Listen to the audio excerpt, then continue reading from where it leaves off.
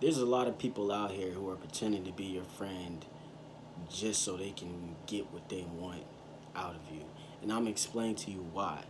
So basically, you can have a friend who is the closest to you, who's your bro, but at the end of the day, you never know anybody's true intentions unless you find out, you know what I mean, from like a slip up or something like that.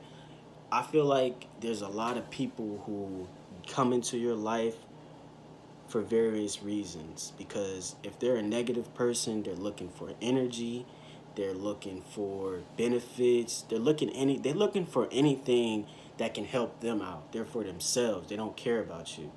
And I feel like you should be looking out for these people because there's there's things that they give away that tells you, look, I'm only here because of this. I don't really mess with you. I don't really consider you as a friend. I don't really care about you.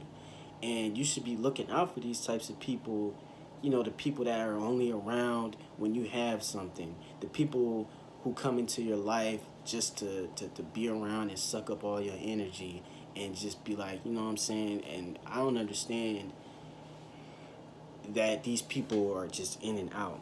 You know what I mean? I just want to tell you that it could be your closest friend. It don't even have to be your closest friend. It could be somebody you just met. Anybody that you do consider a friend, I would tell you to observe them. You know what I mean? Through the thing, how they talk and how they act towards you and how they act in front of other people. That's another thing, is that people tend to change around you when they're around different people. If you've ever noticed that, you should really be paying close attention to people like that, because people like that, they're I don't really know what to say about those particular people, but I don't like those type of people. I really don't. Um, Here's a scenario. Say you're with this particular friend. You know them for a long time. You know how they act. You know how they are. You know what they do. And when they get around this particular group of people or somebody different, they start to switch up on you, or they start to change and act different towards you. Um, and then when they go, and then when they leave, you with your friend, and you leave, the person that they was talking to, they want to switch back into who they were. And I've seen this happen so many times. I don't understand the people that do these types of things and think that it's okay or that nobody notices it. All I'm saying is that you should be looking out for people like that, because people like that are no good for you. If you were to meet me and know me as a friend, you can ask any of my friends. I don't change up around anybody. I'm the same person. It doesn't matter if we in front of a celebrity. I'm the same person. And that's the same type of energy you should have, whether or not somebody new is in the group or not. I just don't understand it. I wanted to speak on that because I've seen so many people who get friends and they start to change them into a person that they're not. You know what I mean?